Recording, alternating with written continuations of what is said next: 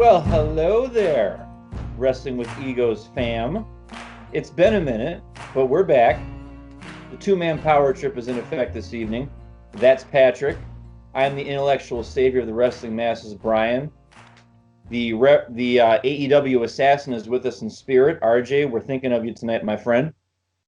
We are back to talk about some things that are going on in the world of wrestling and to talk about some historical things as well. Patrick, your end of the spectrum today. Life is good, brother. Life is good. Well rested for a change. Work. We're going to take that out for a spin today, folks.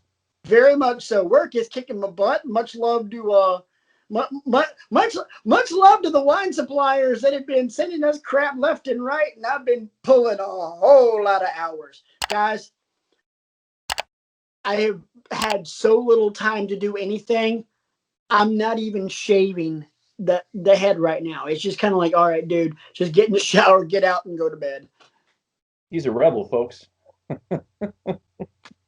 Man, dude, so much has happened in the last several weeks that we've been on this unintentional hiatus. Unintentional because there's only one guy on this show that edits this stuff, may or may not be this guy, and he's been getting his ass kicked at work. So I'm the ideas guy, guys. Yeah. And by the way, I have a great idea. I got to teach you how to edit. Teach me how to edit. Teach me how to edit. Okay. I just realized what you did there. God. Yeah. If that's stuck in my head, I'm gonna punch you next time I see you. That's fine. Dude, but so much has happened over the course of the last couple of weeks. And yes, we are going to address the 900-pound gorilla in the room tonight. Yeah, he's over there right now.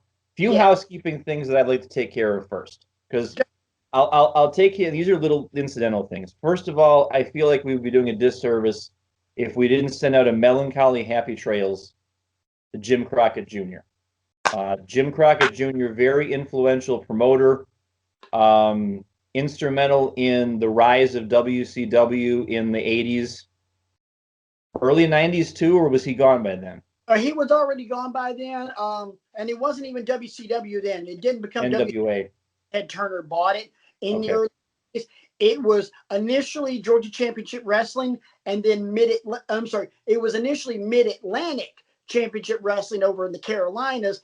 Then they bought Championship Wrestling and subsequently Florida Championship Wrestling, and then that ended up becoming what Ted Turner bought in 89, 90, somewhere. That feels about right. But Jim Crockett Jr. responsible for, partially at least responsible for a lot of the wrestlers, both male and female, that the three people on this show love quite a bit. Now I didn't watch it as much as I know you personally did growing up, but I've come to my exposure to them now. I mean, Ric Flair, Magnum TA, the Horseman, Sting, the list goes on and on. You're missing a huge one, and I cannot believe you did not say it. Who else am I? I'm sure I'm missing a ton of people. Dusty, yes, of course. The American Dream got the rose, baby. I'm very sorry, if you will. Going to the pay window. Yes. But yeah, in all seriousness, though,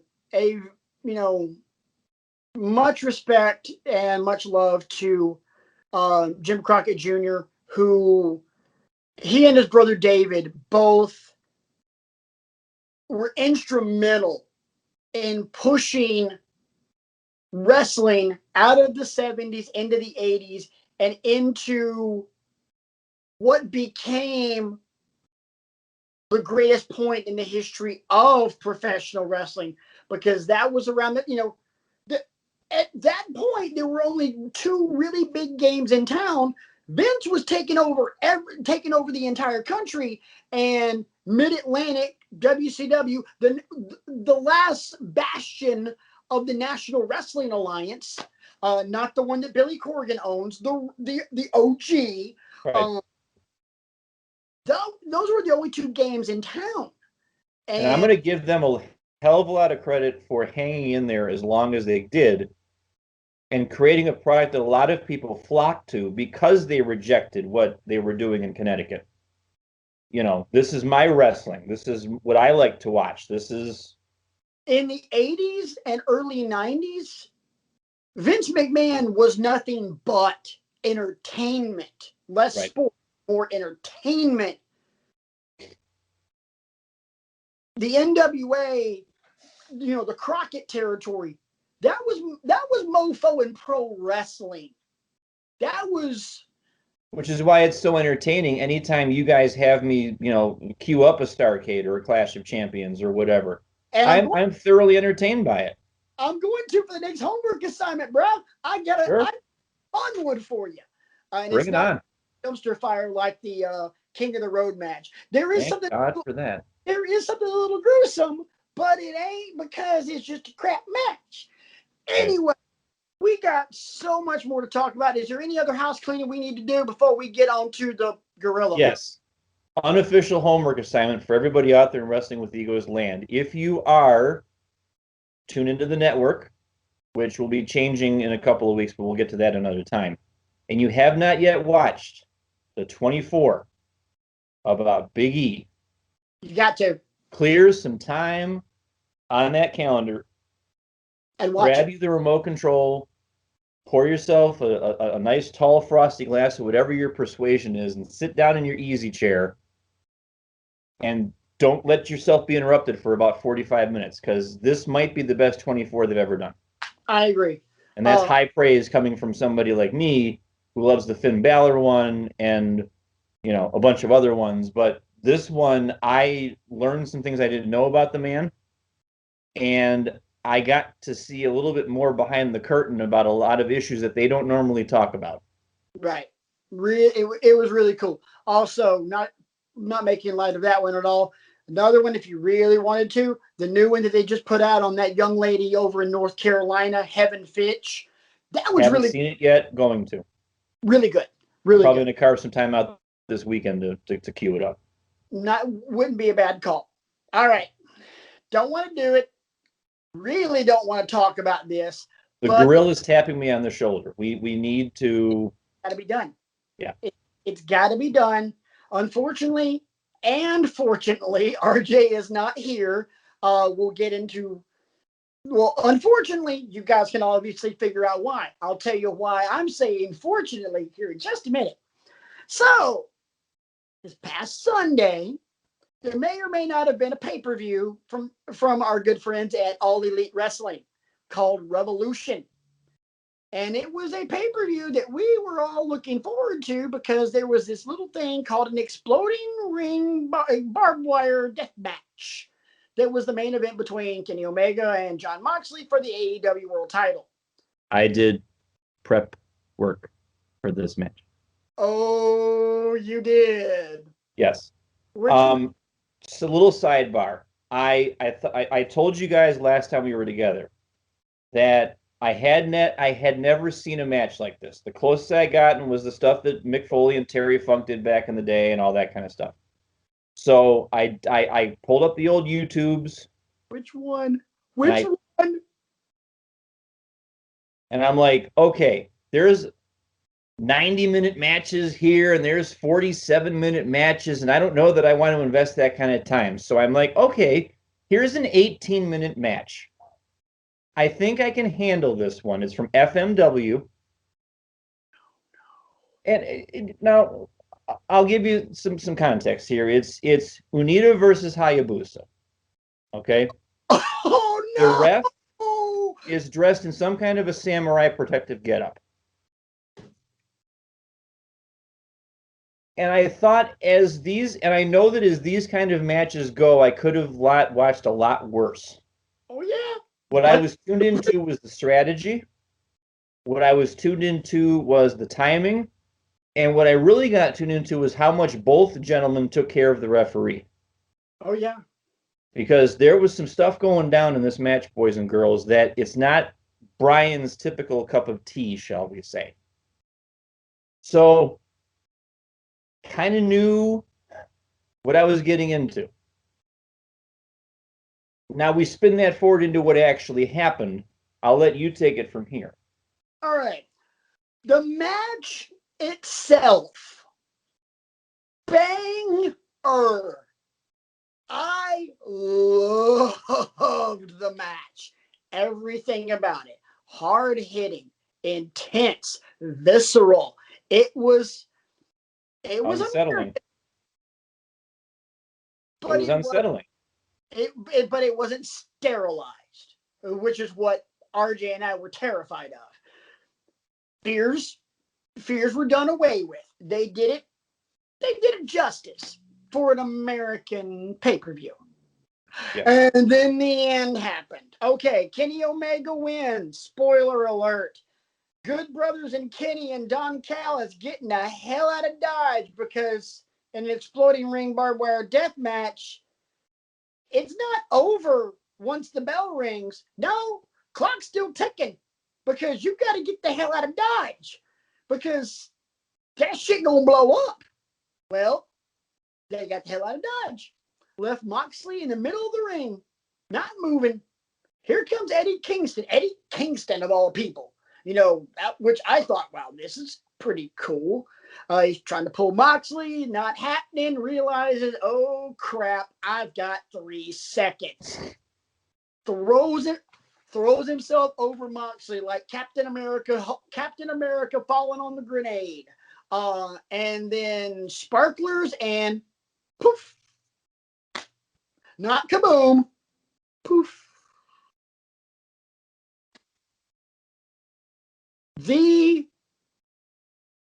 Okay. Everybody knows what a spit take is. You know. There are only 2 instances in my life I have ever done it. This was one of them. The other one was watching an episode of America's Got Talent. Howard Stern was still a judge. Brian knows this story. And his doctor, Howard Stern's doctor, is coming on stage to audition. Guys, I can't vote for this gentleman. He is my doctor. Oh wow. Sorry. So what's your talent tonight? I'm a ventriloquist. Oh, awesome. By the way, what kind of a doctor are you? I'm a proctologist. Those are the only 2 times in my life I've ever done a spit take. But it was just, all right, here comes the pyro from the post. Here it comes. Pop. Womp, womp, womp. Okay. So here's the point where I would say I'm saying, fortunately, RJ is not here. RJ was very happy, not at the fact that there was no kaboom, no earth-shattering kaboom from the PU-36 exploding space modulator. There's a Looney Tunes reference for you. Thank you, Brian. But RJ was really happy with how AEW handled it. Is your goal to break me in this episode? Because I feel like you're on the road to doing it. I am swinging for the fences. Dude, I've been in a bad mood for all week long. I got to do something. So I'm trying to make you crack tonight. Prepare yourself. Anyway, so RJ is ecstatic because, hey, I love they got out in front of this. They're addressing it. They're not gonna hide behind it like WWE would. Cool. That is RJ's take, whether it's fueled by his fandom of AEW or not. I really don't care because that's his take. Here's my take. I don't care if it's AEW, WWE, or my kids in the backyard. You cannot avoid not making fun of this. This is not something you just forgive. This, as laughable as this is, you could almost make an argument. This is a crime against wrestling. Because it was just like, oh, God, no. It's like watching it. It's like being at somebody's wedding and you see great grandma and great grandpa 90 some odd years old on the dance floor, and nobody has the heart to tell great grandpa that his pants fell down 5 minutes ago.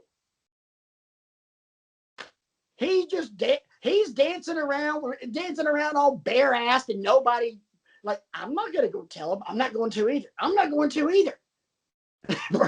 Brian, you're not going to make it tonight. Just get it over with. Embrace the dark side, baby. Same thing. Everybody's either, I don't want to talk about it, it was too stupid, or, well, AEW got in front of it and they're pretty much playing this off as a storyline. No, this was embarrassing. This was stupid. And this was, I'm not along this goes in this category of the following: Mae Young giving birth to a hand, the gobbledygooker, the mother bleeping shockmaster. It is in. I'm not willing to go that far. Oh, no. You have to go that far because, no, Brian, expectation. What were your expectations? Boom. I expected some sort of climactic finale to this. I'm not saying they get blown to bits or anything, but okay. I'm at least expecting to see the ring get covered in smoke. Not okay, that's fair. Not Jon Moxley off camera once the pay-per-view is wrapped has to address the crowd with a microphone. Go, Kenny Omega might be a tough son of a bitch, but he can't build an exploding ring for shit. That shouldn't have had to happen. This is the fart in church. This is the sad trombone. This is the Shockmaster. It should have looked like X, Y, and Z. It looked like Chinese algebra.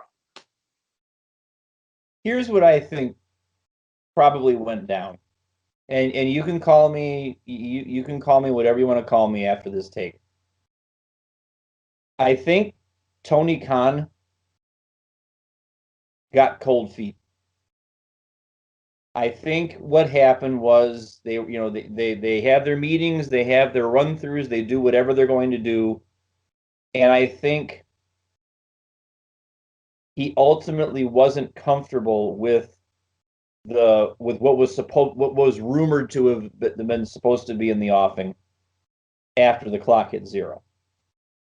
Whether he couldn't be convinced about the safety aspect of it, because he's got a lot more to think about than just what the populace is expecting when they tune in to watch it.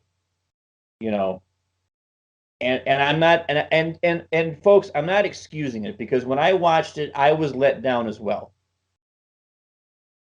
Part of me was grateful that I didn't see the bloodletting that Kenny promised. But you know me, I'm always looking at the positives of this.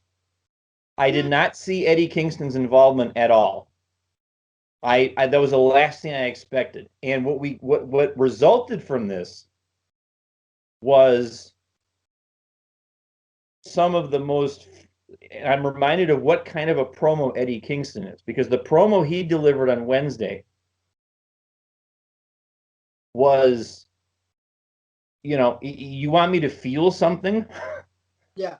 I felt something after that. I'm like, okay, these two guys are back riding shotgun together. Michelin star restaurant quality promo. Chef's kiss. Lord.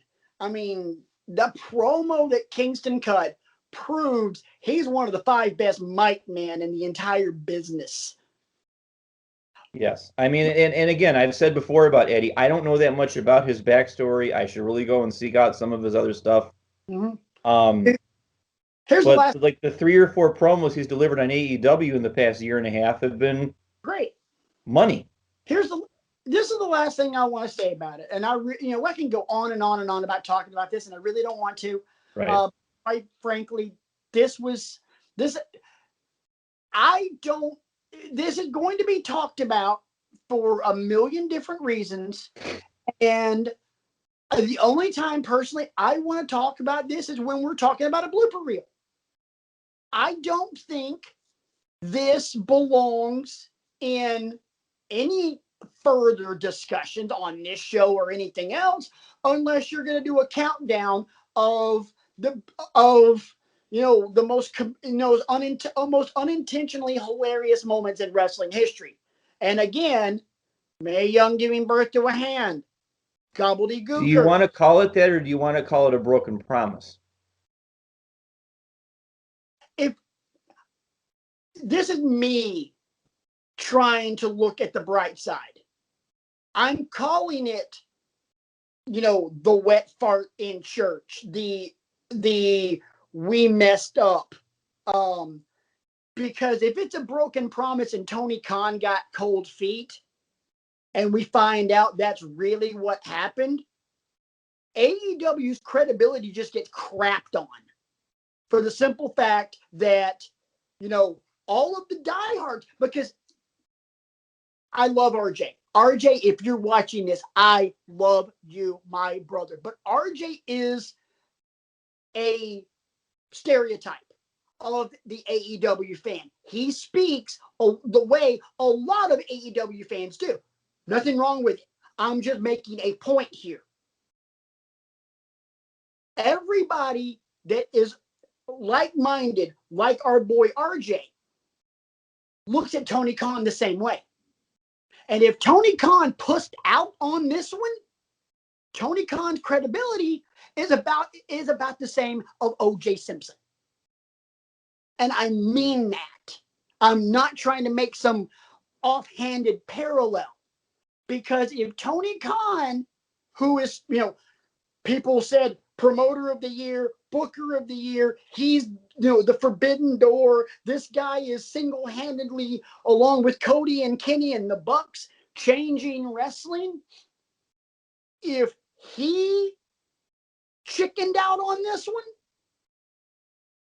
then that is unforgivable, in my opinion. And in my opinion, credibility right out the window. If that's the case, my TV watching as far as wrestling is concerned involves whenever NXT is going to be on TV, whether it be on the USA Network or Peacock moving forward, and Friday Night SmackDown. No more Dynamite, and truth be told, with one exception, which we're about to talk about, I haven't watched Raw in 4 months. That's a nice segue. I personally have nothing more to say on it. I mean, the match itself was outstanding. I mean, some of the angles at which they went into the barbed wire were sickening. Oh yeah.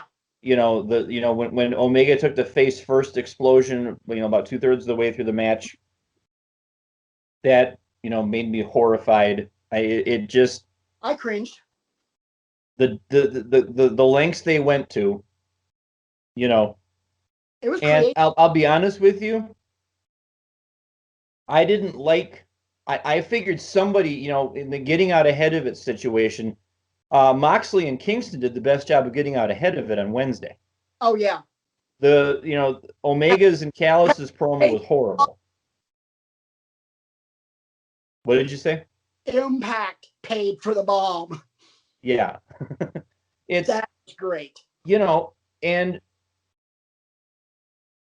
I don't know. I mean, if Omega is going to be this great heel that everybody says he is, maybe he should be delivering a bit better of a promo, and instead of letting Callis talk for him, is that the heelish thing to do, is to just sweep it under the rug and move on?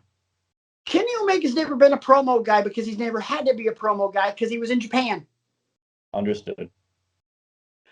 His promo style works wonders in New Japan. It don't work squat in the U.S. Kenny Omega, literally in the U.S., in a U.S. market, is the best wrestler on the planet. Not the best complete package. True. Okay. And promo skills, he's not even, in my opinion, not even in the top 50. But it's funny you mentioned Monday nights because something very interesting went down on Monday Night Raw. This is last week now at this point. The Miz is no longer your WWE champion, ladies and gentlemen. He cashed. Speaking of which, top 50 mic men in the business is the new WWE Champion's manager. Right. Congratulations are in order for Mr. Bobby Lashley because he is now your new WWE champion, and richly deserved. May I add? I'm glad you said that. I want to juxtapose one thing, and I'm not saying that Bobby Lashley does not deserve to be WWE champion. But the last 6 months. Granted, we did a golfing with egos when I blasted the Hurt Business and talked about how that name was stupid. I still think the name is stupid, but Bobby Lashley's last 6 months have been elite level. Yes, just elite level, and it also does not hurt the fact that he's got MVP cutting his promos, and you're not going to get much better than MVP. MVP is pretty much Don King for the Hurt Business, and I love it. Because we've talked for years about the one glaring limitation that Lashley has, unfortunately, is he's not a good promo guy. And he's also a very soft-spoken guy. He doesn't have a loud, gregarious voice. But this is something I want to point out. Bobby Lashley, as of right now, is slated to enter WrestleMania, which as of today is 30 days away, as the WWE Champion. Last year, with Lana as his manager, he lost to Aleister Black. The year before that, he lost to Finn Balor. I think he was in the year before and he lost to somebody else. But he's definitely... I don't think he had come back yet. I feel like 18 he came back, and he was back. He came back after Mania. You're right. He came back the night after. So yeah, 2 WrestleManias, one, and both of them were emphatic losses. I won't say squashes, but they were emphatic losses because last year Lana's calling for the spear, and as he goes for the spear, he gets his head kicked off, and he lost the Intercontinental title the year before to the Demon. And now he's potentially walking into WrestleMania as the third African American in WWE history to be WWE champion. I find that a little funny because of those 3 gentlemen, one of them claims more of his Samoan heritage than his African American heritage, which is cool. So, but The Rock, Kofi Kingston, and Bobby Lashley. And this is a run that is well-deserved. And in my opinion, this should have happened before he left WWE the first time. When, whatever WrestleMania that was, I want to say it was 23 in Detroit, when you had Vince versus 45 and Battle of the Billionaires, and it was Lashley and Umaga. My opinion, Lashley should have been in the title mix then. And not the ECW title either. No, not the WWE ECW world title. God, no. Here's an interesting question for you, and it's about the Hurt Business in general. Yes. I was on the Twitters late last week. Which you can find Brian at BCrigo15. Yeah, man. You can find Patrick at Rant Mode On. And a question was posed. Hypothetically, if you were going to add a female to the Hurt Business, who would you add?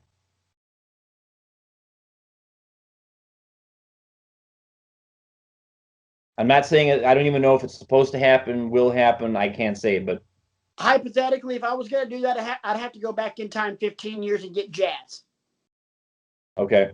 because I'm sorry, because let's be honest, the Hurt Business is, as it stands right now, the Hurt Business is for African American men. And I wouldn't change that racial dynamic at all. I think the way they do it not only works, but it's freaking badass. So look at who you've got as far as African American women in WWE. There's not many of them that you could put in there. And one of them's babyface. One of them's more white meat babyface than just about anybody right now in Bianca Belair. Right. And the other one is in NXT, and she's gone more Mad Max than Hurt Business in Ember Moon. So I mean, my only answer is you got to go back 15 years and bring back Jazz, because even kind of broadening this out, there's not even keeping with, again, me saying that you should not change the racial demographic of the Hurt Business. There's not an African American woman in Impact, not one in AEW, not anywhere else that I think fits that mold. I wouldn't go to Impact and pick Kiera Hogan to put in the Hurt Business. She doesn't fit. She does not come off as a badass. Cedric Alexander, don't get me wrong, he's not necessarily a badass, but he's uber athletic. And between Shelton Benjamin with his wrestling background, he is a badass. MVP is just freaking Suge Knight meets Don King, which is amazing. And then Bobby Lashley's Bobby Lashley. When I answered this person's question on Twitter, I chose to focus on the badass part of it as opposed to the racial part of it. Okay.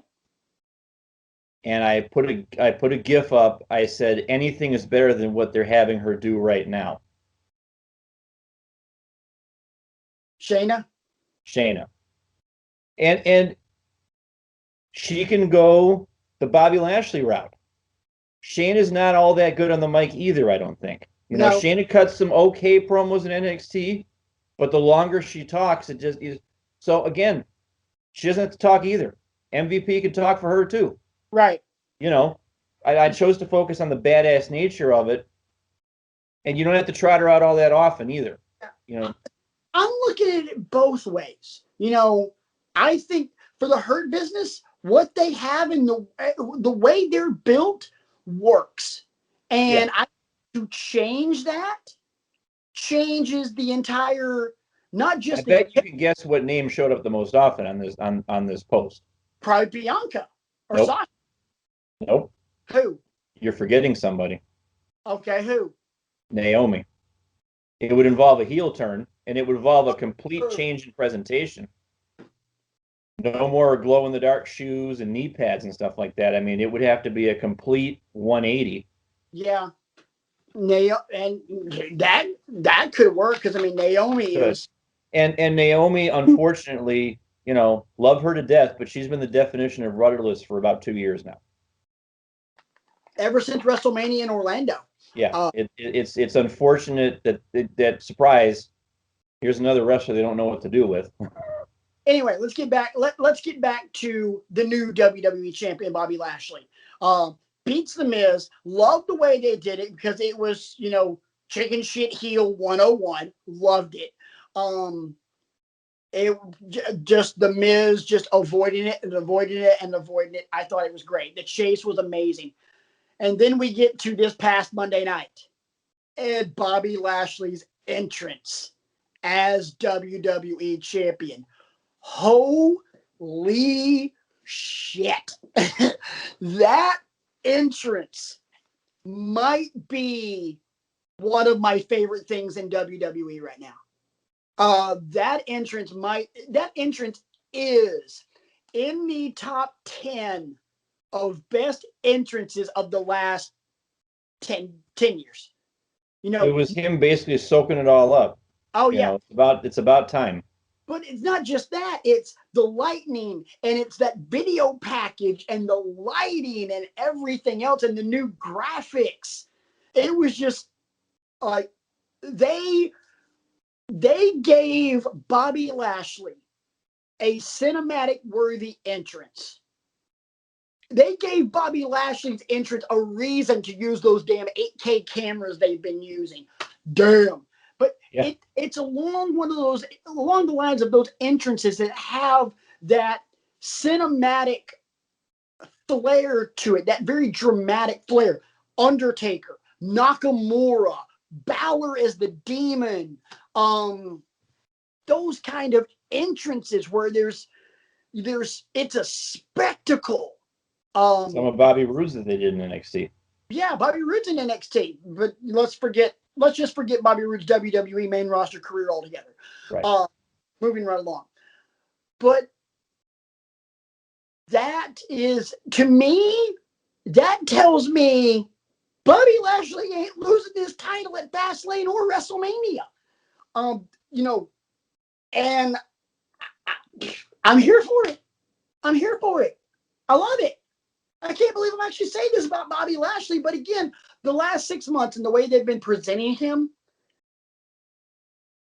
And it kind of calms my fears a little bit, because the last time we were together, which was probably shortly after the Rumble, or it might have been around Rumble that we were talking about this, I had a nagging voice in the back of my head that thought that somebody from Minnesota was making his way back. Right. And it kind of echoes what you just said with the way they're presenting him and the way they're building him up. Even if this Minnesota farm boy comes back, I don't think it'll matter. I still want to see it. Well, I would love to see it too, but I don't want to see them fall into the same old tired, okay, Lesnar's back, he wins. No. I would love to see somebody eat Lesnar alive for once. Well, and make him start questioning himself and stuff like that. Let's be honest. I got a feeling with what we just saw with that entrance and the investment they're obviously putting into Bobby Lashley, if it ends up being Lashley and Lesnar at WrestleMania, I think Lesnar's going to get his ass eaten for lunch, and it's going to be, and that would be something to quickly legitimize Bobby Lashley as a terrifying WWE champion. Yes. Same way they had Drew mow through everybody over the last year. Starting with Lesnar. I think it'd be great. Let's talk about one more big thing in the weekly stuff, and we're going to switch back to AEW. AEW Dynamite on Wednesday ended with a Inner Circle War Council, which at first me looking at it, I'm like, oh God, another freaking, we're going to be in the ring and answer questions and have a debate between the members of the Inner Circle. I am tired of this, and I don't care if you get Bischoff and Conrad Thompson this time. This is going to suck. I've seen it too much. Shout out to Conrad Thompson. Shout out to Conrad Thompson and Mr. Bischoff. Yes. The one, not our boy. What's up, Frank? Or Isaac. I forgot which one's which. It's been so long since we've actually had a wrestling party at your house. I forgot who's who. Anyway, moving right on. Homie Isaac is Mr. Bischoff. Come on, sir. I forgot. Sorry, so sue me. It's been a while, man. Isaac's the black guy, right?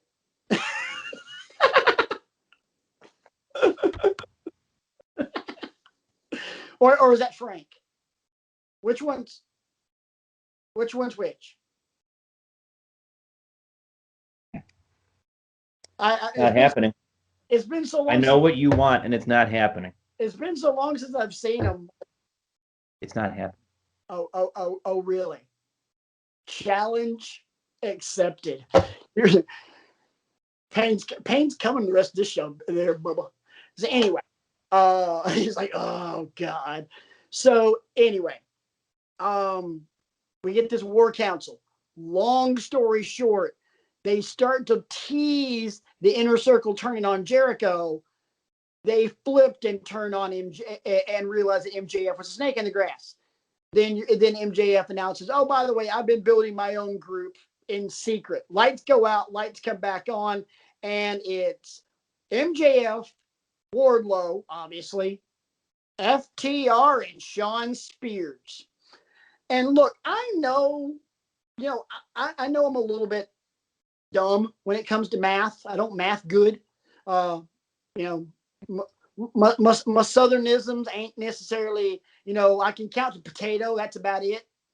But, there's MJF and there's Wardlow and there's Dax and Cash and Shawn and Tully, maybe even JJ Dillon in there. But I saw that. And then I thought that, shut up and take my money. And all I have to say is this.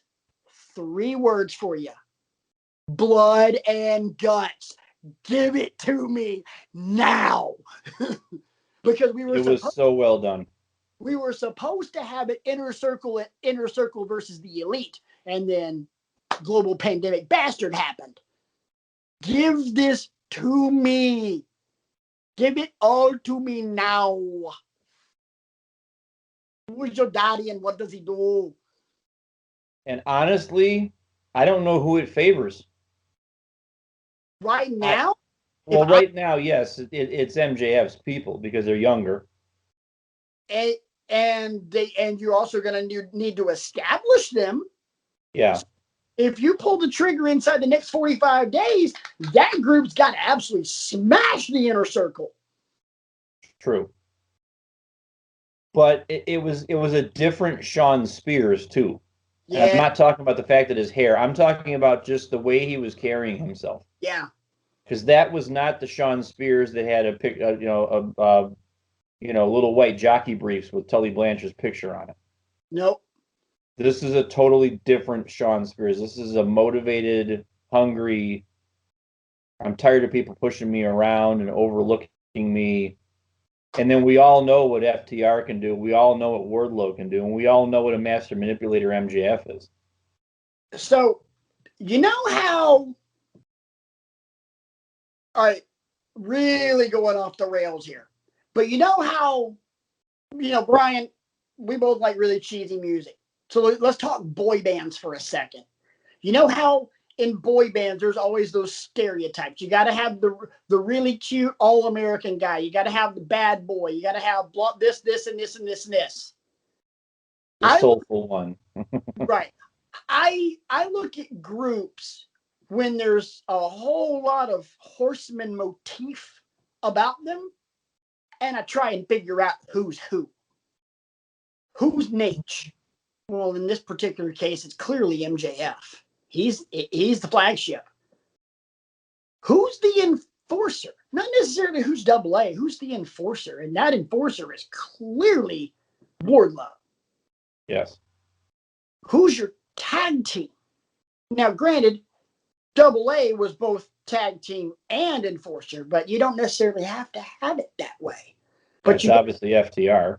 You got FTR, the best tag team in the entire world, according to at least the voters of Wrestling with Egos. And then who's your Barry? Who's your I can do it all guy? Shawn Spears. Shawn Spears can do just about damn anything. He just hasn't had the avenue to which prove to us that he can do everything yet. Exactly. He's been coming out at number 10 in Royal Rumble guy, and that's really all we know him for. Who's your JJ? Tully. Unless they decide to use JJ Dillon himself. Right. Which they can do that too.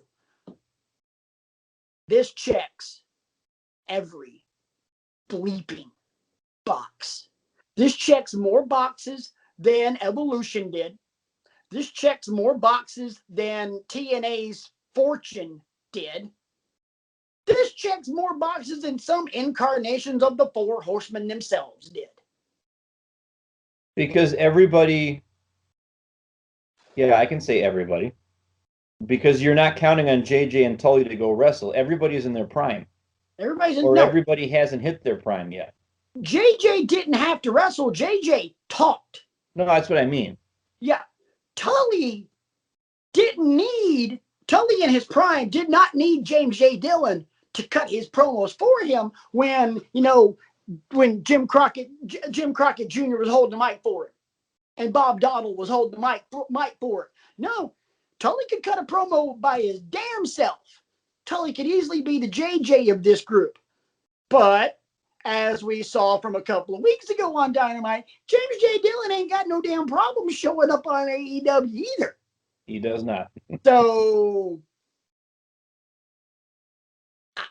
I ain't saying, I'm just saying. And my old school Southern wrestling loving ass, I'll take this over this any freaking day of the week. This is cool. This is cooler. Yes. This is cooler. But without this, there ain't no this. I understand. OG. Yes. Show your damn respect, boys. So let's get away from the weekly stuff and let's have a little fun with the remainder of this show. And let's see if I bust Brian. Well, I'm happy to say the oven timer just went off, and I'm gonna pull this casserole dish out of the oven because I have something baking for y'all this evening. Are we making what? Are we making bacon? No, what we made was this lovely spaghetti squash. Spaghetti squash is awesome. Don't wrinkle your nose at me because you know you love it. We're gonna spend the rest of this evening doing a little impromptu bar talk about the squash match. And there's one squash match in particular that I want to try and unpack because I consider myself an educated man. I consider myself a learned man. I am the intellectual savior of the wrestling masses after all. But real quick, not only is Brian a very smart man compared to anybody on the planet. I know where you're going. No, you're not. No, you do not. No, you do not. Because you've done it before. So what? If this is the dictionary joke, so help me God. No, I was actually not going there, believe it or not. Okay, good. Because that wasn't going to break you. You just hate that joke. Brian is I hate 97% of your jokes. Yeah, this is true. Brian is a smart man, comparatively speaking, to just about anybody on the planet. I mean, obviously, Neil deGrasse Tyson, people like that, no. But, sorry, dude. Yeah, you're looking up at that one. But I also want to point out that for all of Brian's genius, it's only amplified by this show because he's paired up with two idiots. There's the redneck guy from The Simpsons that lost a game of tic-tac-toe to a chicken. And then there's Brian, who's doing the show with redneck guy who lost a game of tic-tac-toe to a chicken.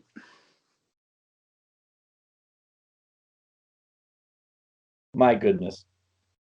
Before we get into the squash match that I'm talking about, is there a particular squash match that's over in history that sticks out in your mind, and why does it stick out in your mind? I got two.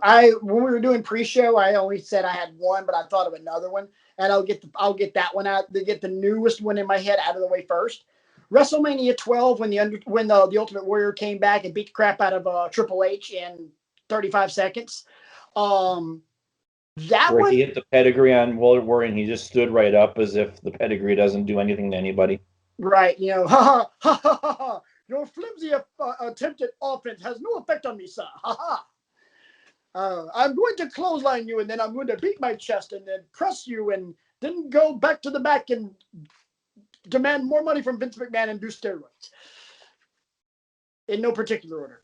I might even visit the hot dog cart. I don't know. Yeah. I could go. I could take a joke there, but I would probably make myself laugh, and I'd wreck it. To to me, that squash match was just terrible for so many reasons. Number one, the Warrior. Number two, Triple H was in the doghouse because the rest of his boys were a part of the curtain call, and you couldn't punish Hall or Nash because they were leaving, and you couldn't punish Shawn because he was winning the title. So Triple H got the short end of the stick on that one. The other squash match that I point out, and it actually to me served a purpose.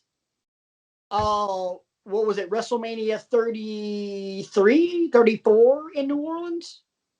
34. WrestleMania 34 in New Orleans when John Cena took the ass whooping from The Undertaker. I mean, you kind of knew it was coming just because of how they had teased it throughout the night. Like, oh, look, it's Cena. He's sitting with the fans drinking a beer.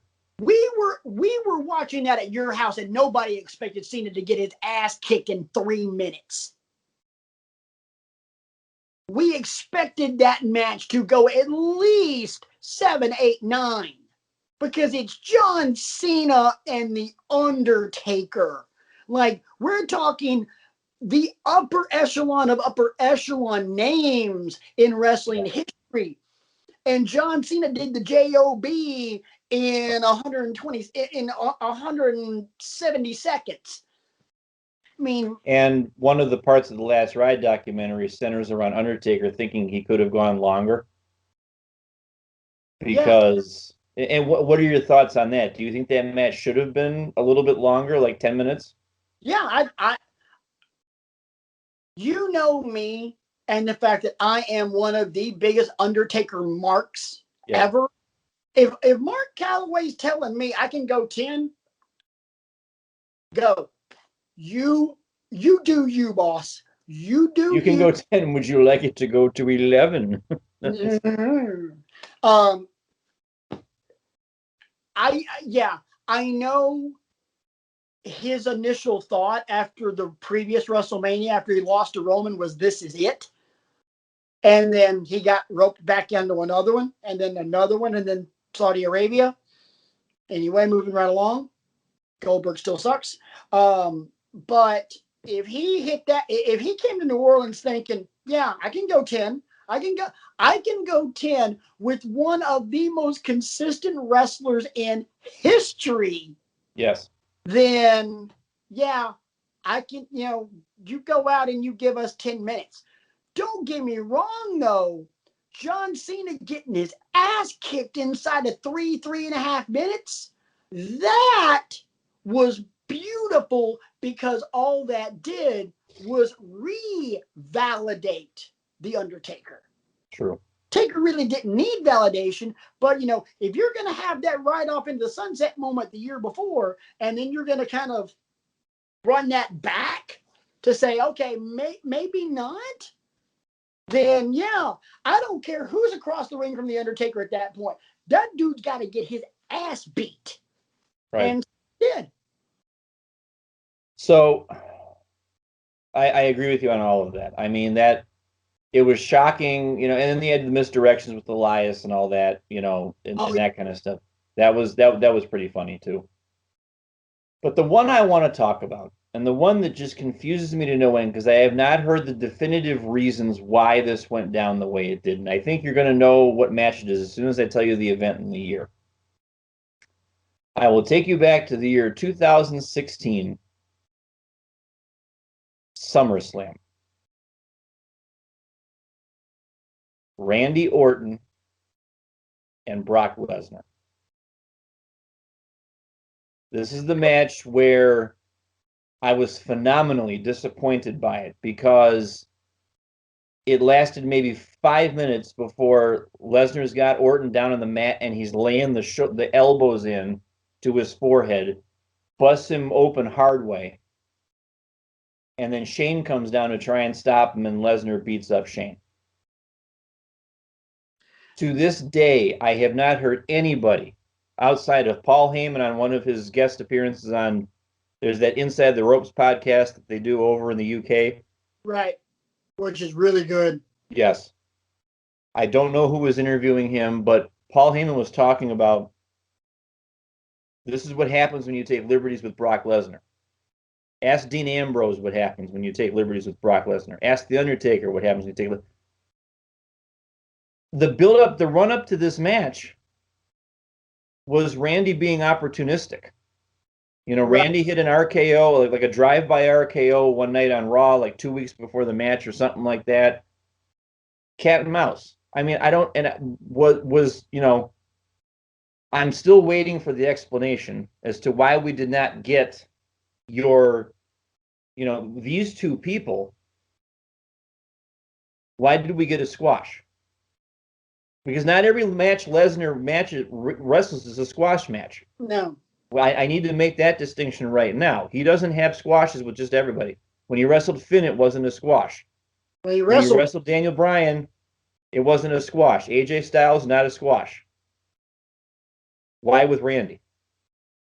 There's clearly some underlying reason there. We do not know.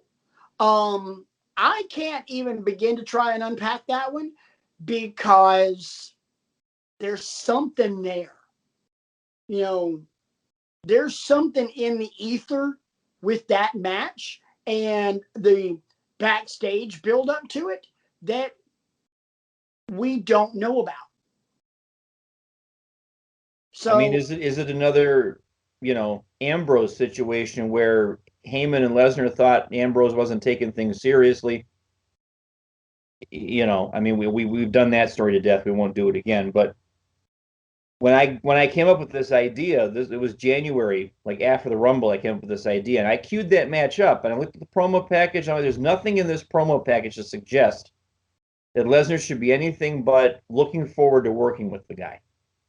And it devolved into the only thing I think of, and I've heard this in multiple interviews, both with Ambrose and some other people, wasn't necessarily the fact, like, you know, you mentioned Paul Heyman had mentioned that Ambrose wasn't taking it seriously, but I've also read other accounts where Lesnar wasn't taking it seriously because it wasn't main event, and he just wanted to get his shit in and be done.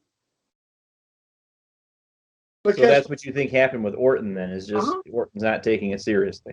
No, it's not Orton wasn't taking it seriously. It was Brock, my opinion, Brock was boo-boo facing because it wasn't the main event. It wasn't title. It wasn't that type of box office. Yeah. So he couldn't give two shits because even though they went on last. What else do you want? Even if you go on last, you know, it's not title implications, so payday's high. You know, sorry, Brock Lesnar is a mercenary, and that's just all there is to it. He wants to get paid. Can't blame him. You know, if I had that kind of a deal carved out with any company, I'd be milking it for all it was worth too. I salute him.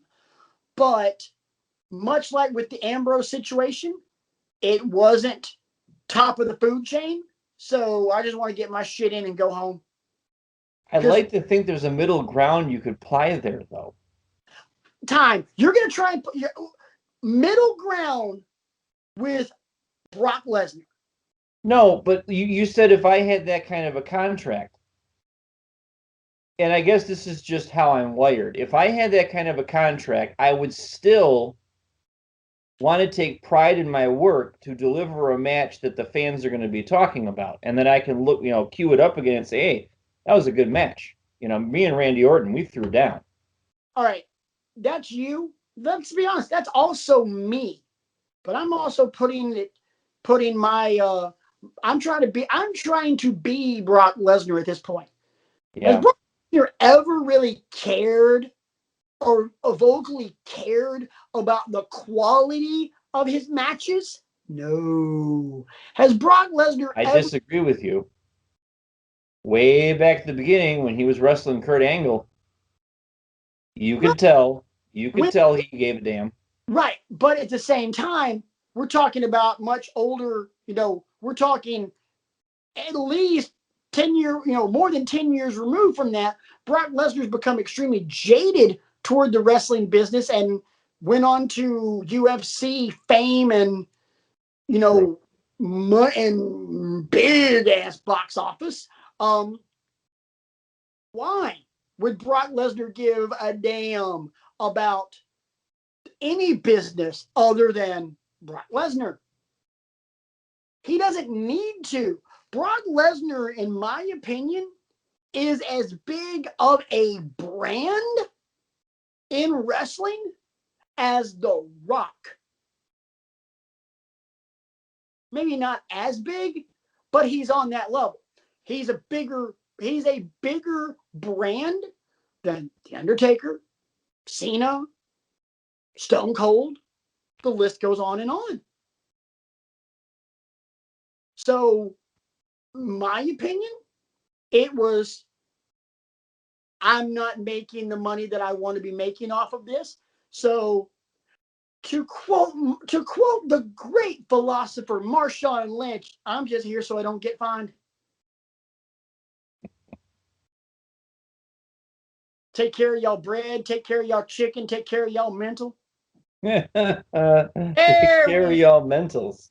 There we go. But I'm about that action, boss. About that action, boss. But seriously, that's the unpack.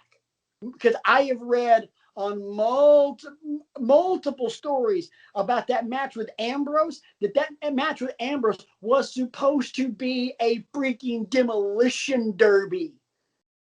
Ambrose was supposed to get tossed all over the ring like he did, but Lesnar didn't want to take any of Ambrose's crap. So Ambrose, and we got an match.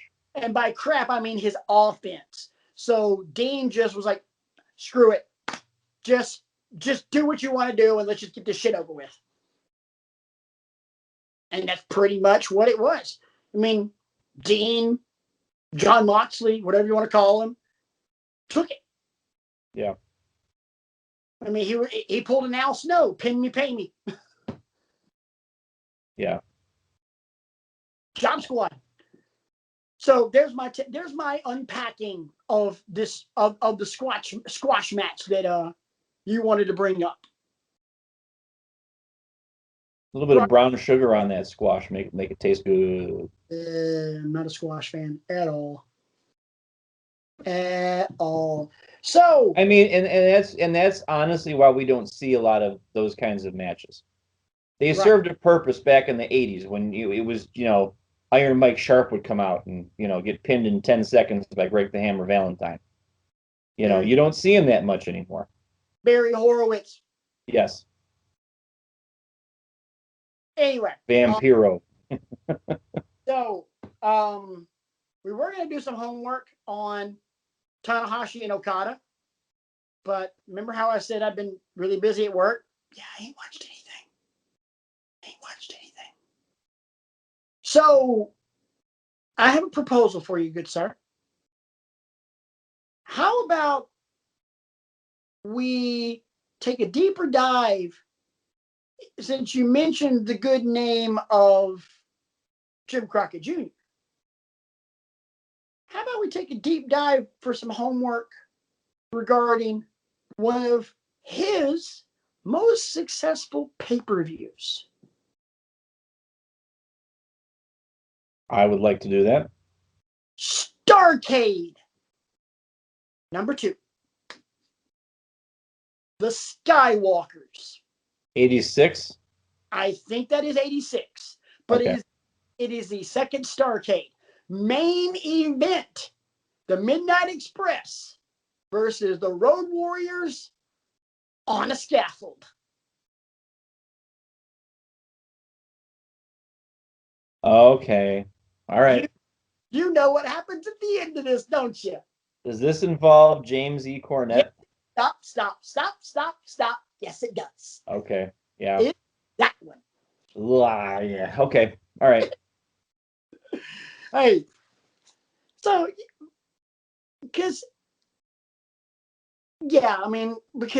at that point, that was like the beginning of Crockett's uber success. And then as they were trending down toward the late 80s, that, the late 80s, that's when WCW bought them out. And then in comes Jim Herd. with his power ties and his phone and his, let's rebrand Ric Flair. And there's a lot of things Jim Herd did that was wrong. That's just the tip of the iceberg. So, well, I'm looking forward to that because it's keeping with the theme. You and RJ are trying to kick down the doors, as it were, for Brian's wrestling, smorgasbord. We're trying to educate the educator. Yes, which there's nothing wrong with that because everybody's learning, folks. Yeah. I do not pretend to be the be all end all of anything. Everybody's learning. I mean, hey, I've seen 2 now exploding barbed wire death matches in the last 3 weeks. Never thought that's the sentence I never thought I would utter. You know what I'm bummed about?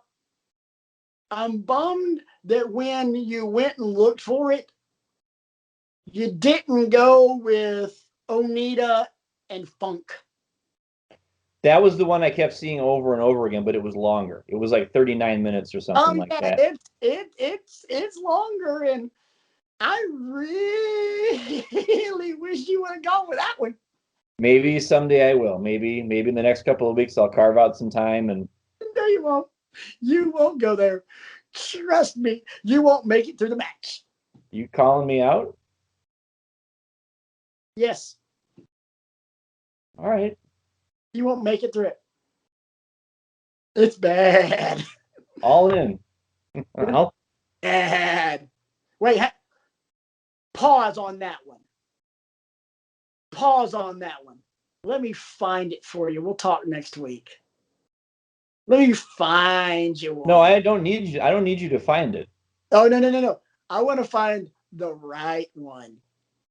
Not at this point, no, not Onita and Funk. Let me find you the right one. Are you going to, well, because there's some other things that I saw when I did that search. There was a couple of matches that were over an hour and involved women. No. The one I know for a fact, the one I'm referring to is an Onita match. Okay.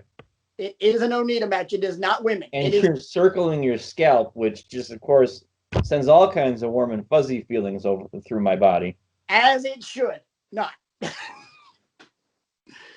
Because boys and girls, if you haven't figured this out in the almost 3 year history of wrestling with egos, when I'm trying to be an angel, I'm not being an angel at all. My grandmother is looking down on me from heaven going, oh, God, here we go again. That boy ain't right. That boy ain't right. I say, that boy ain't right. That boy's about as sharp as a sack of wet mice.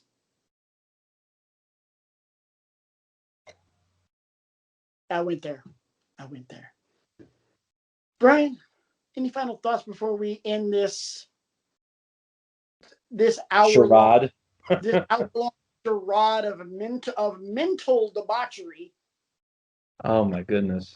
I like that, mental debauchery. That's you're gonna want to write that one down. You're gonna want to hang on to that one. I maybe get some bumper stickers printed up. # mental debauchery. No, we're full scale on the road to WrestleMania. And I got one quick thing. They announced on Wednesday on NXT that TakeOver was going to be 2 nights. NXT's TakeOver Stand and Deliver. Yes. Pirate theme and everything else because we're still in Tampa and, with the Bucks and everything else. Stand and Deliver.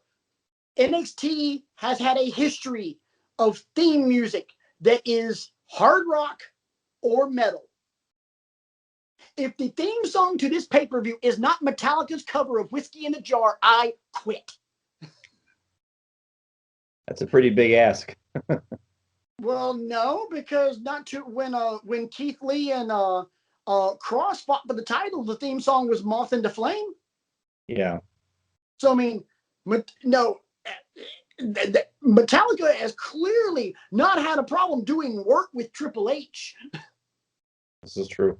So if we don't get Whiskey in the Jar off of Garage Inc., I'm going to be pissed. I would be remiss also as the biggest Finn Balor mark on this show if I did not say what a brilliant job they did closing the show on Wednesday. What took you You notice we didn't waste a lot of time talking about the match between him and Adam Cole because those two could have a 5-star match in a phone booth, and I would pay money to see it.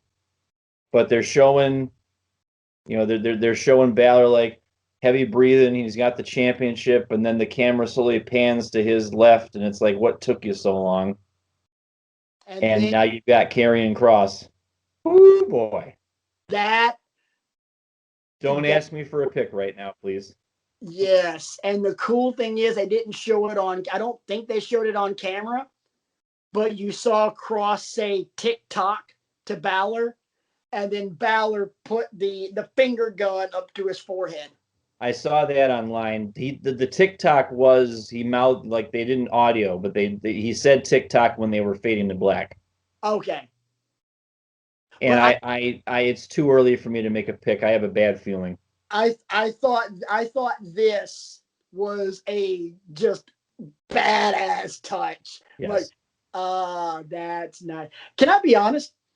In that particular match, I don't care because you can make a case for both guys. Yes. I know you're a Balor mark, and that's cool, and you want your boy to win. I think if he lost, though, it would not be the end of the world for him. Oh no, trust me. As hot as Balor's been, it wouldn't be a killer at all. But you know what? We'll talk about that next week. So exactly. Go ahead and get out of here. That was our final thoughts. Been a good show. Enjoyed hanging out with you guys for the last hour and change. Hope you guys have enjoyed what we've thrown out there, and me trying, albeit slightly unsuccessfully, to break Brian. Promise I'll try to do harder. I'll try to do better next time. I'm not done with this. I'm not done with this. There will be another round. There will be another round. Next week I might show up in a Speedo or something and see what happens. That's between you and your couch. Yeah, this is true. This is true. Anyway, let's go ahead and get out of here. I'm sorry I put the mental thought of me in a Speedo into your heads, guys. I'm sorry. I'm tired. You have standards. Well, some of us have standards and practices on this show. Not me. Obviously. Yeah. If you're just now figuring that out, we got a problem.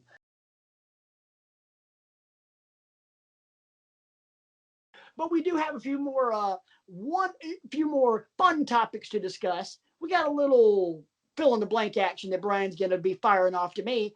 And then we got a bar talk that we do have set up that we're going to spring on you at the last minute. I'm not going to spring it on Brian last minute because he's already prepped for it. But you guys, we're going to keep you in the dark just a little bit longer. Brian, let's fill in some blanks.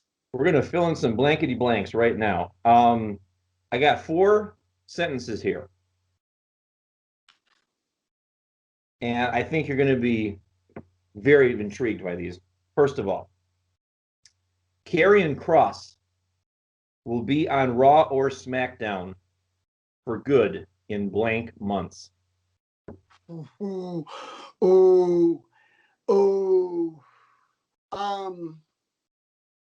to answer conservatively, but I think this is I'm going to answer conservatively, but if we're checking the over-under at my answer, I think realistically we're going to come in under. I'm going to say 6 months.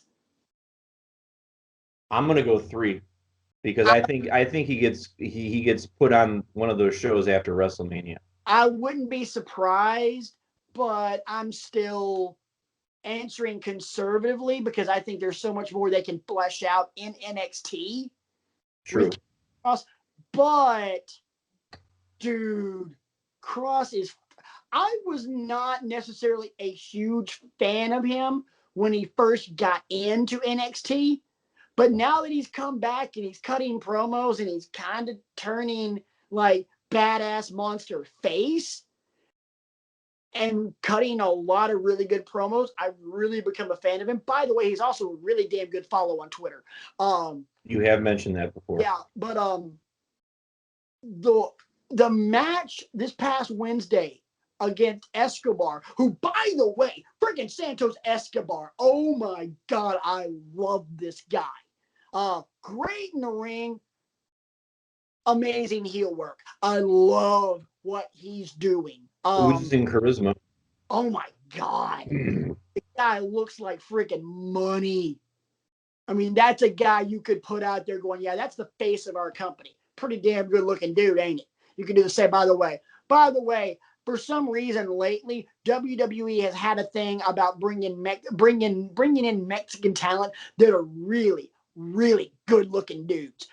Andrade, Angel Garza, Santos Escobar. I mean, come on, ladies, help me agree with me on this one. Next question. The best wrestling biography you've read is blank. Have a nice day. Mick Foley's first book. What was Jericho's first one? Was that a Lion's Tale? Yes. A Lion's Tale was his first one. Yes. That for me, that one was really good too, but Have a Nice Day. And I have not read Killing the Business yet. I'm getting to it. It's probably going to be something I read over the summer. Killing the Business was very well done. I read that one over winter break because it came in for me at the library. Nice. It doesn't eclipse a Lion's Tale for me. Yeah. Is Lion's Tale your answer, or are you going something else? Okay. Yes, Lion's Tale is mine. Okay. You would expect me to say the Rock's one, but the Rock's, the Rock's, I know that he didn't really have a hand in writing a lot of it. Somebody else took the lead on it at that point. It was good.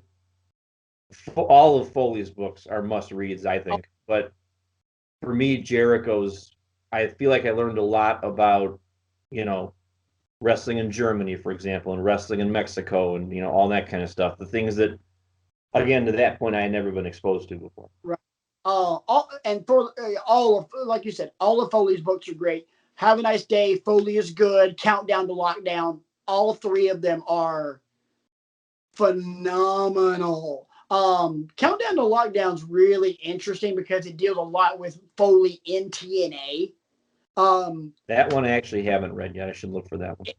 I got it somewhere. Next time I see you, I'll let you borrow it. Okay. So. Next question. Kenny Omega's Twitter persona is blank.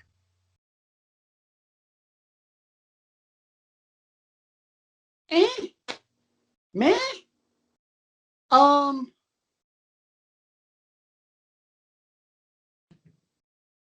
No, official answer, trying too hard. Really? See, I'm going to say letter perfect because I saw one today from yesterday, apparently. Right. When these awards were announced. And it said, oh, I see I won a ton of awards last night. It's good to know this is a day just like any other day. And I'm like, that is so perfect in keeping with what you're doing right now. Because what he's doing right now is that smarmy, I'm just so great at everything I do kind of thing. I guess for me, I can't really answer this one because, number one, I don't follow Kenny Omega on Twitter. And I really haven't paid attention to it much. I saw the tweet that you mentioned, which I thought, okay, looking at it in just that one little tweet, hashtag trying too hard. But if I'm looking at the overall body of work, I might feel differently. But again, so I like to erase my answer. Not applicable. Okay. I honestly can't answer it. Okay. That's fair. And finally, before we hit last call, the wrestling match you would choose to show someone who is just getting into professional wrestling is blank. First match out the gate that you would show them. Here, you need to sit down and watch this.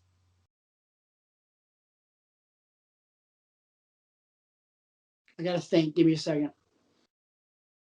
because this is.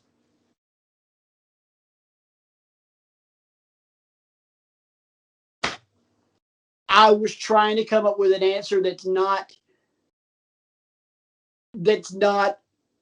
Obvious.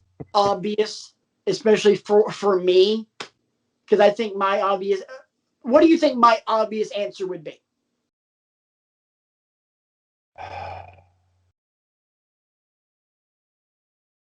The Revival versus DIY take over Toronto. Sean Taker, 25. Okay. My opinion. In terms of emotion, greatest match of all time. For me, the two matches we've already mentioned are definitely must appointment television. But for me, I'm sitting somebody down for the first time, and I want you to understand why I love professional wrestling so much. I'm going back to 2017's TLC, and I'm showing them Finn Balor versus AJ Styles. Oh, yeah. So really and truly, what this question should be is the one match that proves that this is why you love wrestling. Yes. Yeah. If you're phrasing it that way, for me, it is without a doubt Shawn Undertaker WrestleMania 25. I'll watch that. I mean, and this is a question there really is no wrong answer for. I mean, you could go Okada Omega anytime they've ever gotten together. You could take an old soul and have he or she answer Ric Flair, Ricky Steamboat from like 89. Sure. It was or Wrestle War 89, Chi-Town Rumble, that trilogy of matches they had for the World Heavyweight title. No wrong answer.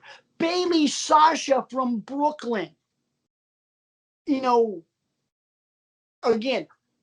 there are wrong answers. Yes, and we're not going to waste our time with those. Right, especially, Melina and Alicia Fox from some rando Monday Night Raw.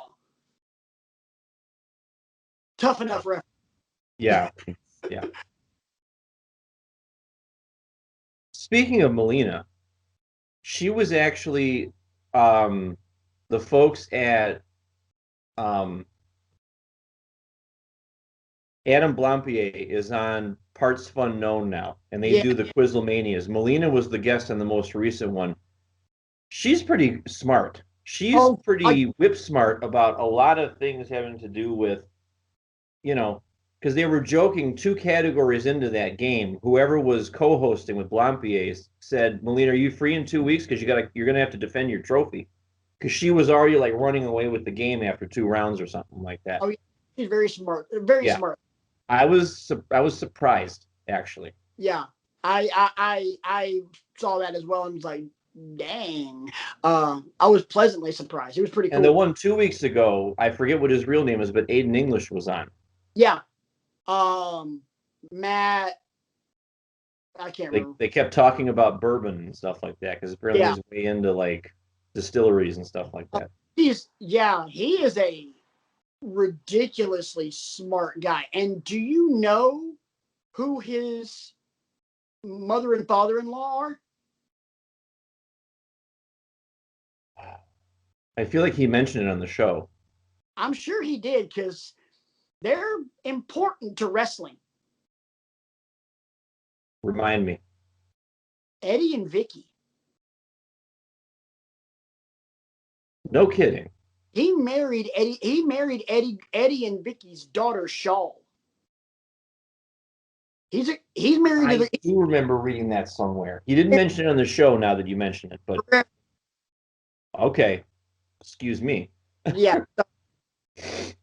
Anyway, bar talk. It is last call, gentlemen. I'm already empty, so I mean, whatever. Yes, I've been drinking out of a Minnie Mouse cup all night because I have daughters, so I apologize for nothing. I love my kids. So we were going to talk about squash matches, but we didn't have that many answers. So you might not have. We will still do that at some point because there's a couple of squash matches that I want to ask you boys about. Okay. we'll table that for a couple weeks down the road, I think. All right, when we get RJ back. But I threw out a couple. It took Brian about 3.5 minutes to finish his list. And since and it was great that Brian brought up the idea of Karrion Kross going to NXT, because we're going to be discussing your top 5 most unforgivable NXT call-up screw-ups.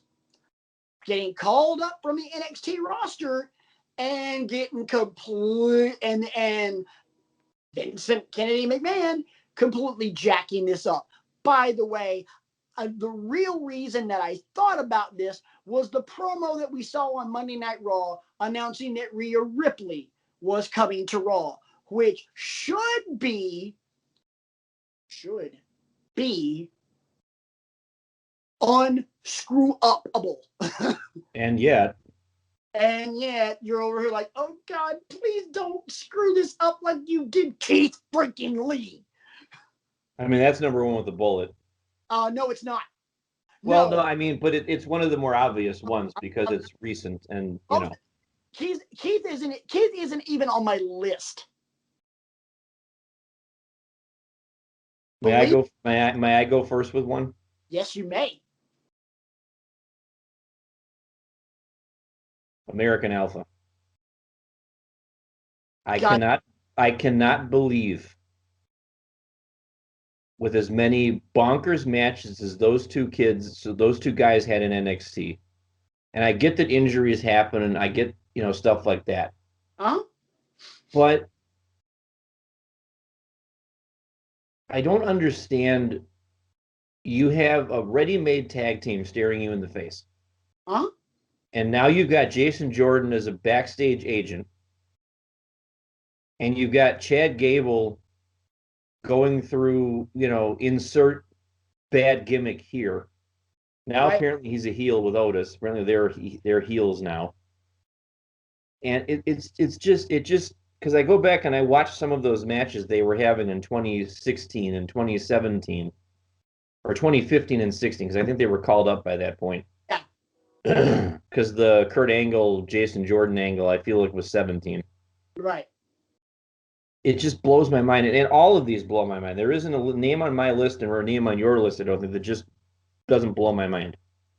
Sadly enough, in terms of tag teams, I have 2 on my list that they screwed up even more than American Alpha. American Alpha's not on my list. I'll give you my number 5, which is a tag team. And in my opinion today, they are the best tag team in the world.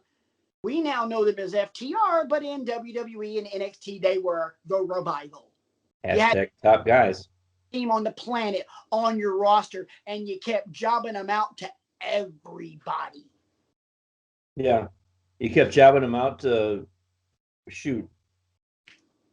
Didn't they get jobbed out to the New Age Outlaws at one point? Yep, sure did. Here's an overarching question. What is it Vince has against tag teams now? He used to be Mr. Tag Team. You had Edge and Christian, the Dudleys, the Hardys. Hell yeah. Cool. and now you just throw 2 people together and call them a tag team. Rando and Rando. By the way, speaking of tag teams, so help me God, if they, and I'm doubling down from last week, so help me God, if they don't put the women's tag team titles on Dakota and Raquel this Wednesday, I lose faith in those titles in perpetuity. Your number 4, go. Well, Revival was on my list. I'll go Andrade. Oh, not on my list. Should be on my list. I don't know what's going on with him. Should be on my list. Not on my list. You talk about guys with charisma for days, good look. This one's probably just because he can't speak English very well. Yeah. Who cares? You hired him to be a wrestler, didn't you? Right. Hell, Brock Lesnar can't speak English very well. I'm going to go ahead. You know what? I'm doing mine in no particular order except number one. Number one, I'm saving for last because it, in my opinion, is the most unforgivable of them all. I have a feeling your number one and my number one are going to be the same. We're about to find out. So I'll go ahead and get my other tag team out of the way. And in my opinion, screwing this one up is actually, believe it or not, worse than screwing up the Revival. The Ascension. Oh, yeah. See, here's my thing with the Ascension. And again, this is just Brian's narrow-mindedness again. I never got them. I never quite understood, May I? Sure. Not trying to be insulting in any way, shape, or form. You didn't get them because you weren't really watching NXT at that point. Your first introduction to them was on the main roster, where they instantly got screwed up on night freaking one. In NXT, these guys were monsters. They mowed through everyone, and it was carnage each and every week. And believe it or not, their style never changed it from NXT to WWE. And they were over like Rover in NXT. Lord Almighty, they were over. And it only got better / worse when their music changed to the music that they had on the main roster, that just badass metal track that they had, which was just so damn good. So, my opinion, this should have been a team that you just go, okay, you guys are now on main roster, go kill somebody. Let's find rando tag team that we already currently have, and let's have the Ascension just beat the bloody piss out of them. So that's another massive screw up. And again, more unforgivable, in my opinion, than screwing up the greatest tag team in the entire world. Because the greatest tag team in the entire world have people to do good matches with. The Ascension just needed to beat the hell out of people. Yeah. I mean, they were about as formulaic as the LOD, but you decided to compare them to LOD. You had the dumb shoulder pad things that they had, and the face paint, and you literally tried to make them LOD instead of just going, yeah, these guys are bad some bitches. Watch this. Yeah. By the way, honorable mention for another tag team, they screwed up Authors of Pain too. Yeah. I wonder if that seemed to me to be more injuries than anything else, though. They seem to get hurt an awful lot.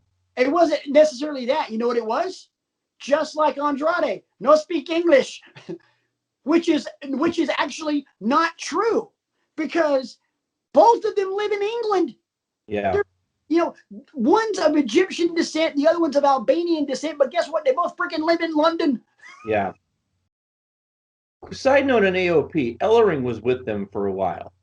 Yes, he was with them from day 5 in NXT.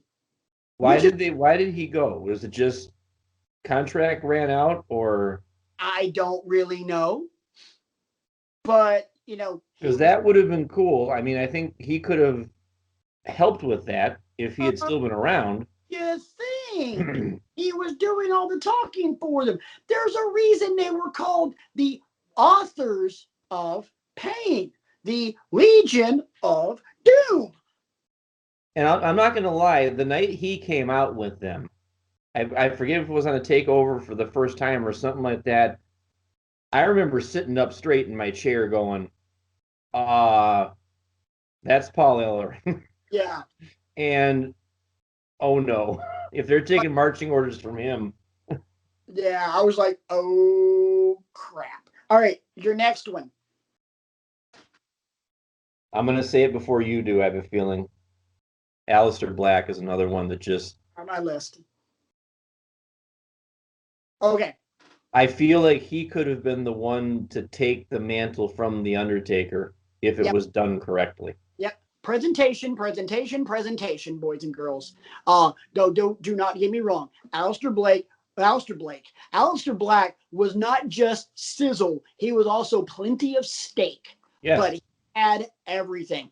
Presentation, entrance, charisma. He could cut a promo and he could work. 5-tool player. And do not get me wrong. At first, it was kind of cool because he was cutting those promos in that black room with somebody knock on my door. To me, those were freaking gangster. And then all of a sudden, it just, it went down like the Hindenburg. So, all right. So, Aleister Black is on both of our lists. I got two more on mine then. So here goes my not number one. Despite the fact that he won the Universal Championship, Kevin Owens. Nope. Don't go there. Kevin Owens has been a killer in every promotion he's ever been in. Jericho's bitch. Until the Festival of Friendship. He was Jericho's bitch until. I will mildly disagree with you only because, and I'm not going to give the writers credit for any of this. I feel like of all of these guys that we're naming, Kevin Owens has done the best job of scratching and clawing his way back to relevancy. He's in the conversation. I mean, he had great matches with Roman over the winter. From Thanksgiving Rumble. Yes, to the Rumble. He should be more. Yes. More, and in my opinion, with the exception of number one on my list, he should be more than Balor. He should be more than Joe. Kevin Owens came to NXT with a track record a mile long and should have been formulaic as a mofo, which, by the way, he was in NXT. They took Kevin Steen, Kill, and put him in NXT and just changed a few words on a t-shirt and changed the last name, and nothing changed, and it was beautiful. Come on, what's the first thing he does on that takeover? He wins his match and then he beats the shit out of Sami Zayn. He's only beaten El Generico his entire freaking career. And Owens is on the main roster. Sammy comes back from his shoulder injury. He goes to the main roster. And what happens? What happened after that? Exactly. Hey, Sammy. Fight forever. Is literally that damn scene out of How I Met Your Mother. Have you met Ted? Yeah. So, yeah. No, I'm sorry. Owens, you screwed up because you could have taken it from Sammy and then turned him into, and then just said, okay, Kevin, you're a rat bastard. Have fun. I'll give, the writing's on the wall for this because I feel like our number ones are both the same. I will give an honorable mention to Joe because of, but a lot of that again is because the concussions and they don't want to take a chance. Now I did read an article. I think it was CagesideSeats.net. I want to say like on Tuesday or Wednesday of this week, where Joe says, I don't feel like my in-ring career is over yet by a long shot. Yep. Which I was happy to see that. I wonder when they would put him back into action and stuff like that. I feel like we're trending towards after WrestleMania right now. Right. Just because where does he fit in storyline wise? I mean, how can you shoehorn him in? There's just nothing logical. Right. Let me just ask one question. Let's go ahead.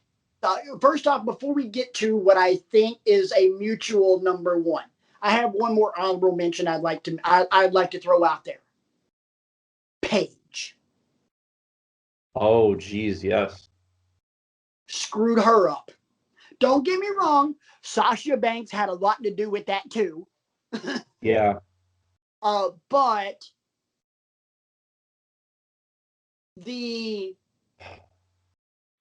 her winning the title the way she did, perfect, beautiful, amazing. Her losing the title to AJ was the death nail for her. Because from that point, they jacked her up. Yeah. It's terrible after that. So let me ask you one simple question. Does your number one, does this person's last name have 4 syllables? Yes. Is it a hockey chant that everyone does? Yes. Nakamura. And in my opinion, for the record, on my list, hang on, let me pull my tablet. Actually, on my list, number 2 is the Revival in terms of how egregious and unforgivable this. I don't have mine ranked. If you're going to make me rank them, I'd go Black 2, Revival 3. I'm not even getting into anything else. The only reason I brought up who my number 2 is, Brian, is because to me, the distance between, you know how I said, that. Oh yeah, I see where you're going with it this. said that these were miles apart.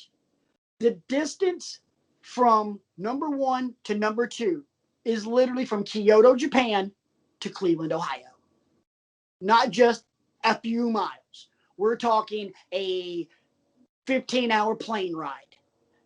There's not even close to. Here's where I think it went wrong with Shinsuke.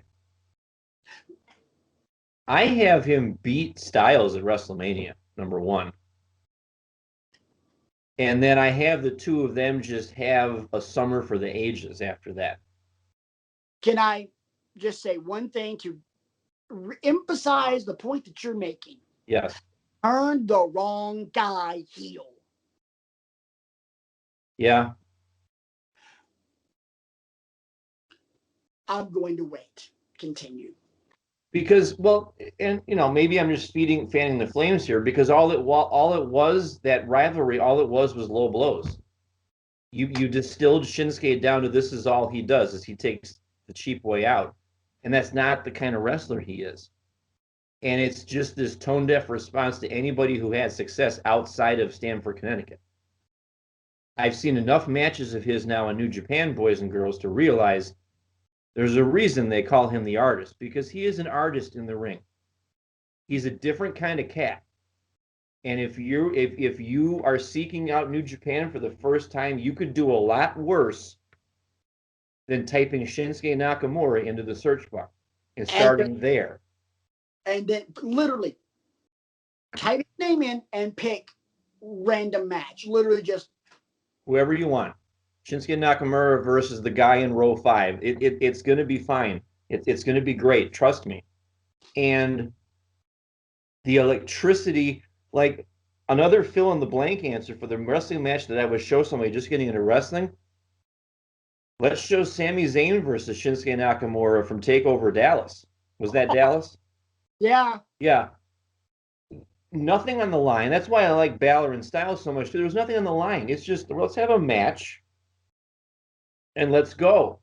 And sometimes that's where you get the best wrestling. Let's take the titles out of it. Let's take the number 1 contendership out of it. Right. Let's just put 2 people in the ring. Have fun. Right. And that's what Zayn and Nakamura did that night in Dallas. And they had every reason to, because that was Sami Zayn's last night in NXT and it was Shinsuke's first. Yes. So nothing was on the line except Sami wanted to have a great farewell and Shinsuke wanted to have a great hello. Mission accomplished, by the way, boys. Yes. Here's the point that I stopped myself on earlier. Going back to WrestleMania, what number was that? In 34. All right. WrestleMania 34. WrestleMania New Where Orleans. your squash match came from, Cena and Undertaker. Yeah, right. WrestleMania 30. WrestleMania New Orleans Part D. Not only did you turn the wrong guy heel, I'm gonna get in real close for this one. You mean to tell me that you're going to have Hurricane freaking Nita Strauss play that sumbitch to the ring and give him the mother of all rock star entrances, and then you're going to turn him heel? What the F? Tone deaf. No, not tone deaf, brain dead. Not even someone tone deaf to wrestling. Even someone deaf. Look at the TV, mute it, and watch that entrance. If you're new to wrestling, you can go, yeah, that dude's a star. That's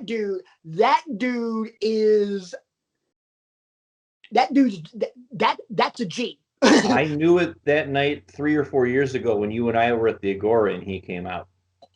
And the place just lit up like a Christmas tree. And the refrain went on for 5 minutes after they shut his entrance theme off. And that happened every night. Here's the thing. We have, and I don't know if you still talk to him or not, but I have a former friend that once asked me, do they pipe in the singing for Nakamura? No, they do not. We were in the Agora and we witnessed it firsthand, to the point where the singing of his theme music was drowning out the bumps in the ring. And by the way, we were about 30 feet from the ring. We were two of the millions. Just kidding. Yeah. We were about 30 feet from the ring in a little small concert hall that is tuned for acoustics. So you literally hear pin drops in the Agora Theater. And we couldn't hear bumps because everybody was singing Nakamura's theme song. How in the name of Tecmo Bo Jackson do you give someone that kind of an entrance and then turn him heel? That's not tone deaf. That's brain dead. And I thought when he won the Rumble in 18. Oh my God. I thought, okay, finally, they figured out what to do with him. And and then you got the moment, this was all leading up to 34. I mean, and then you had the moment where he called out AJ. Right. Or AJ was already in the ring or something like that. No, it was right after the Rumble. Renee Young got in the ring and was interviewing him post Rumble, and it was, do you have any idea who you're going to choose? Mouthpiece still in. Yeah. AJ Styles. Everybody goes nuts, including everybody in Brian's house, because I remember because I was there. Yeah. I think I might have been louder than everybody else by simply saying, oh my God, it's happening. And then the Money in the Bank the year before, where they had that stare down and you're like, ooh, hey now. Yeah. I mean, I don't know how you watch all that and then you make the decisions you made. Other than what you said, it's just brain dead. You turned him heel and you literally killed him for 2 years. He's just now building. You give him. I'm stopping after this. I promise. Yeah. Give him the Nita Strauss rock and roll rock star entrance. You turn him heel, and then you change his music. Yeah, that was very bad. Hi, my name is Vince. I can count to potato. I do wrestling.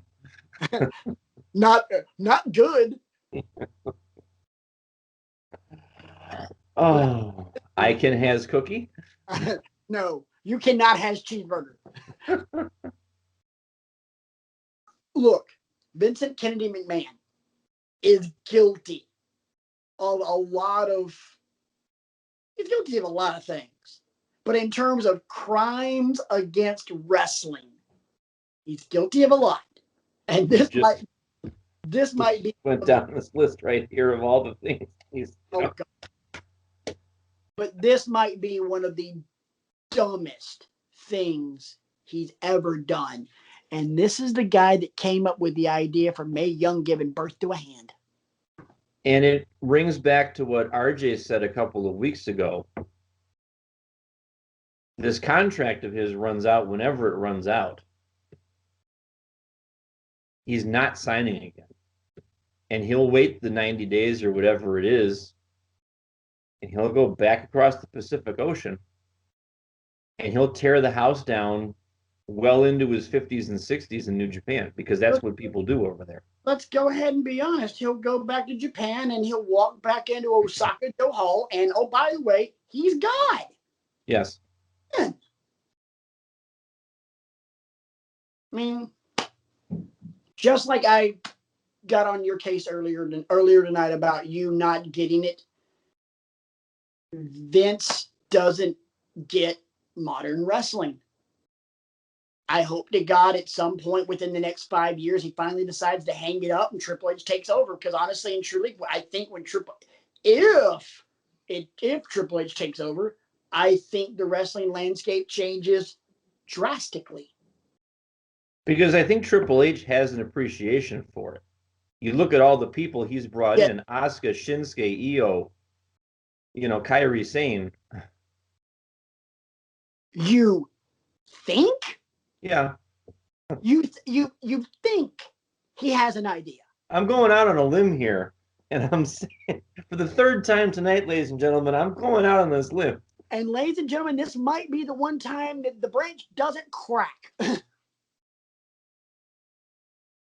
Yes. The view from up here is great. It's so great. He's only that far off the ground, cats and kittens.